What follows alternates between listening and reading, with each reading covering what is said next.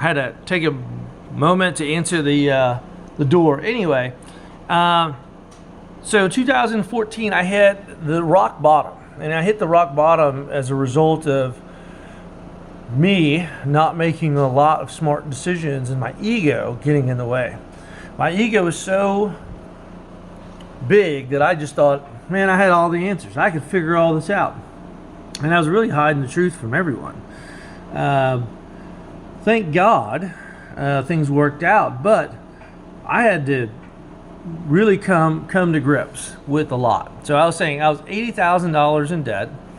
I had my mortgage on my other property. I had challenges with renters. Place was, I mean, they were tearing stuff up, problems over there. There's a term called robbing Peter to pay Paul, and that means that I was literally taking money from my business account to my personal account, and next bill would hit would overdraft that account until I could pull money from back and forth, and then I would get a check in the business, and then I'd put money over here, and then that would overdraft, and then I would grab, I'd pay these bills, and then whatever money I had to pay my guys, I'd pull money out of this account, put it back into my business account to pay my guys. It was not a great situation, but nobody knew.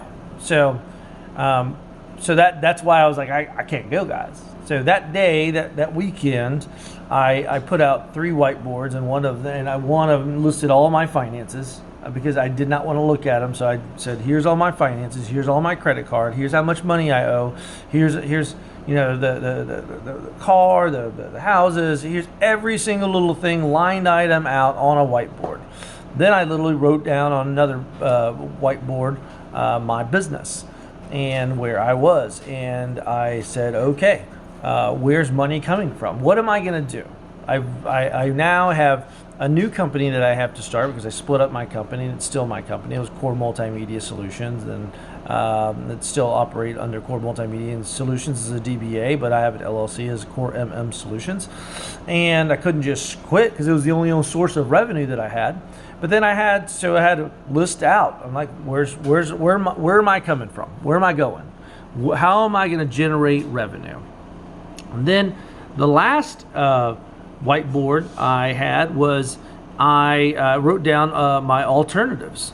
Okay, because I had enough pride to know that I wasn't going to be borrowing money from anybody, because that's just not who I was. Because worst case scenario, I could have gotten a job part-time bartending. I had to write down what my alternative plans were, right? And so I did. I mean, I went to like, hey, part-time bartending, part-time this, full-time this. Maybe I'll reach out, and maybe if I got to go get another job, I got to do that. So I wrote down a list of possibilities of things that would help generate revenue, enough revenue so I could pay my bills, so I could cover and address whiteboard number 1, which is all my debt, right? Which was paying off every single month.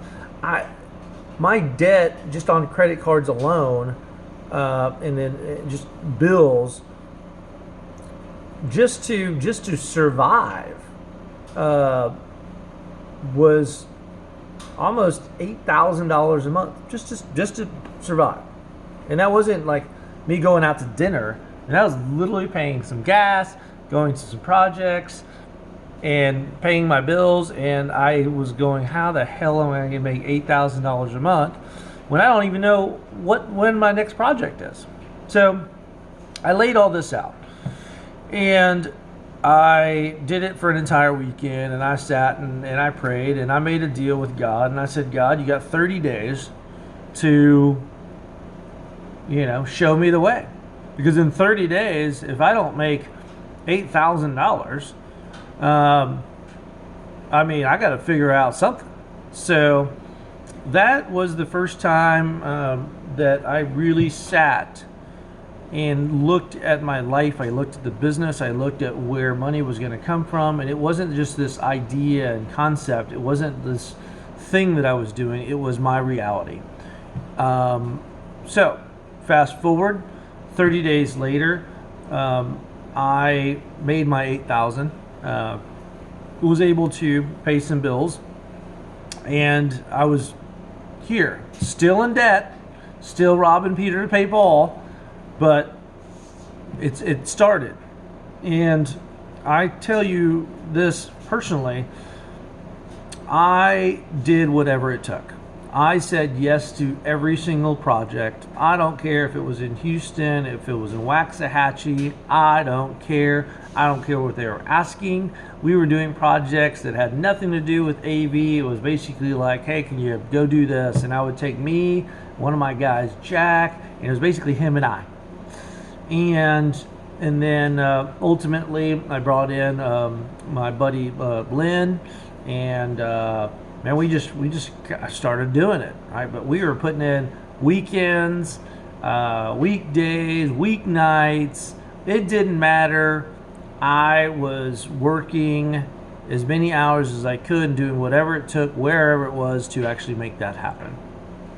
This went on for the remainder of 2014. It wasn't until December of 2014 that I actually got that one check that actually put me in the green. So I started 2015 for the first time in an entire year, actually with money in both of my bank accounts where I wasn't going to be overdrawn. And it didn't mean that I was out of debt. It just meant I finally got to a point where I was a little stable. And to tell you, this is how challenging this year. That summer was one of the more brutal summers, and it was, it'd gotten up to, I think we were averaging 100 degrees for the entire summer. My air conditioner went out. My AC guy came over and he says, it's shot. We have to replace the compressor and this and that, blah, blah. And this is a trusted guy, and it's basically like $3,000. And by the $3,000 that I didn't have, and because it was so hot, and because, air conditioner guys, AC guys were so busy, they were on 2 to 3 weeks out. And so I said, okay, so this is the only time that I actually borrowed money. I called my old man, called my dad, and I didn't call my landlord a friend of mine, and who again was a catalyst. But I called my dad, and I asked him for money, and I said, I will pay you back as fast as I can humanly pay you back, and with interest, and I need to take a personal loan. So he loaned me, however much it was around $3,000. And at the time, I had that was the one favor. I didn't call my friend of mine who actually owned this house, Omar Mata. Many of you may know him, maybe you may not know him. He was another friend of mine, personal family, like we're close, one of my dearest friends, who was a catalyst in assisting me in this journey of helping me get this business going. And again, like I said, I didn't do this by myself. There was a lot of people along the way that were really in my corner and really supporting me. But I didn't want to borrow money from him, and I didn't want to burden him with these challenges. I mean, he was living in Chile and so forth and whatnot. However, I slept in my house, and sometimes it was colder outside than it was inside my house. I mean, it would be like 98 degrees sometimes in this house. It was ridiculous. Poor Roxy was dying. I was dying. I mean, I would literally open up all the windows and the doors in the house, and I would have to take like 3 showers at night. I'd get home, take a shower before bed. I'd take another shower. Sometimes I'd wake up in the morning, take another shower. It was ridiculously a huge challenge. But I didn't have any money. And finally I got the AC fixed, and I was able to pay my dad off in a very short period of time. He was actually the first person I paid off, not the credit card people. And I feel I was never going to dishonor my father or any personal friend who loaned me money or who was a business move, that I wouldn't pay them off first. That's been my personal motto. Like, if you borrow money from somebody, whatever your situation, you do whatever it freaking takes to pay these people off. It's their money, and I don't give a shit if it's your brother, your father, your wife, your mom, your best friend, next door neighbor. I see too many people that don't pay these people off, and you know what? Karma is a mother, and this goes into your mental attitude as a business owner. This goes into your mental attitude as a person, and it goes into ultimately why you're either going to succeed in life or not succeed in life. This has nothing to do with business. It ultimately goes down to the character of who you are as a person. Somebody loans you money, pay them off. Do the right thing. And if you do the right thing long enough, not because you have to, you do it because you ultimately feel that you should, good things are going to come your way. It may take some time. It took me some time. I learned my lessons, and like I said, if it wasn't for the right people in my life helping me start this business, and not just start the business, but keep the business going with my amazing clients and amazing friends, man, I couldn't be here without it.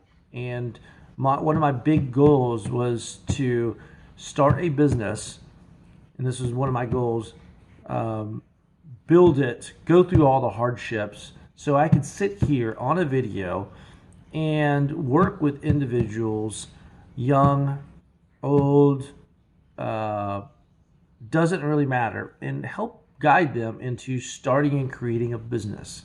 Because I find it not only to be one of the most challenging things, but from an individual who's wanting things to, who I wanted to accomplish certain things, man, I've been blessed. It has been something that I've learned and grown and really got to experience challenges in life that a lot of people don't.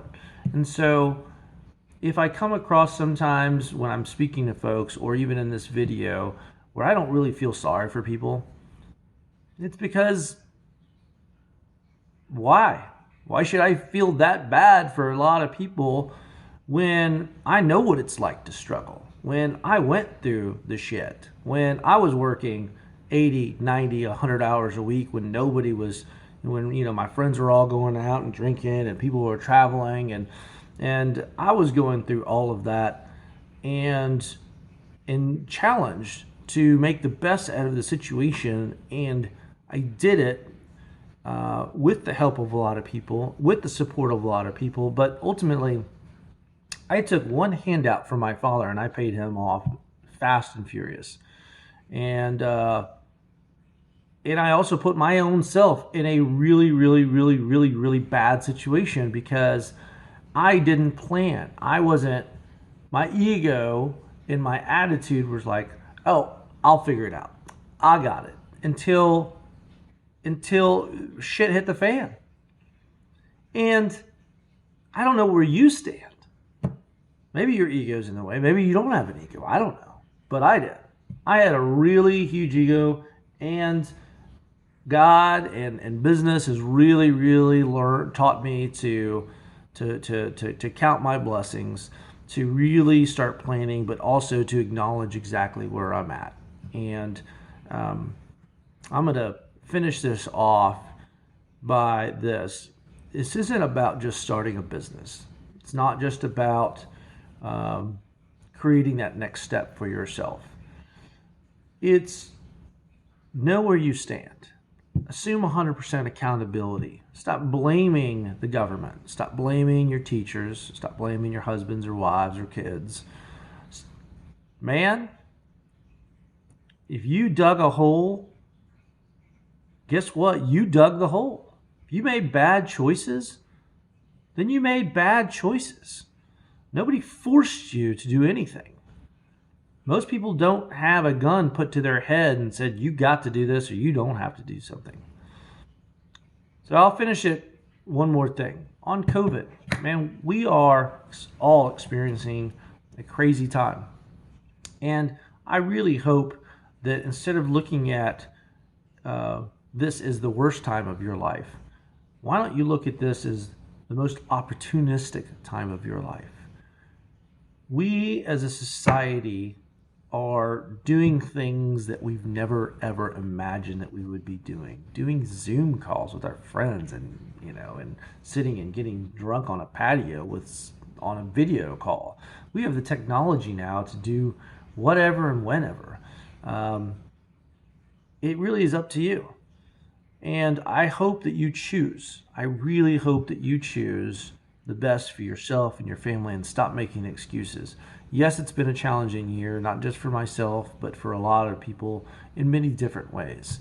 I had a successful business year, but you know what? I miss my friends and I miss my family, because everybody's got to live whatever life that they want to live. And so if they got, 3 or 4 kids or a family, or maybe their belief system is they're not going to go out. You know what? I have to support and honor that. I'm not going to judge them for that. It's their right as human beings. But I will say that if you've gone through some challenging times, guess what? So have we all. And I don't feel sorry for you for going through some challenging times. And stop feeling sorry for yourself. Because life in business is about adapting to change. We have to adapt and move and create. And the more you can adapt and move and create, the successes and the wins will come. And I know that this too shall pass, and we will be a better people and a better society and a better world because of this whole life-changing event.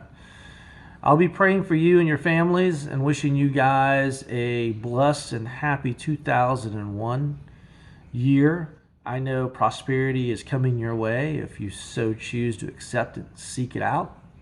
And if I can do anything for you, feel free to reach out. God bless. Peace. Enjoy your Sunday and snow day. Bye.